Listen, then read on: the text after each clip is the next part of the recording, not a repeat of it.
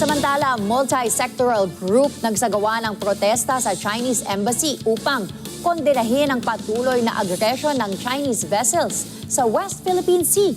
Si Erlo Bringas sa report. Erlo? Diyan na nanawagan ang grupong Filipinos Do Not Yield Movement sa pamahalaan na mapabilis na ang mga hakbang nito kaugnay ng issue sa West Philippine Sea.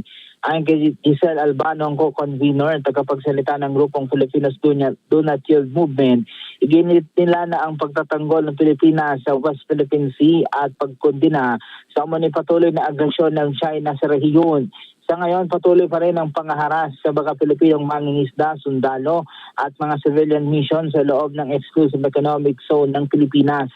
Kinondi na rin ng grupo ang mga babala ng China kaugnay ng balikatan exercises ng Pilipinas, Estados Unidos at Japan na anilay lehitimong hakbang para anila sa seguridad at depensa ng bansa. Muli ring binigyan din ng grupo ang 2016 arbitral ruling na kumikilala sa mga karapatan ng Pilipinas sa West Philippine Sea at tumatanggi sa malawak na pag-aangkin ng China sa karagatan.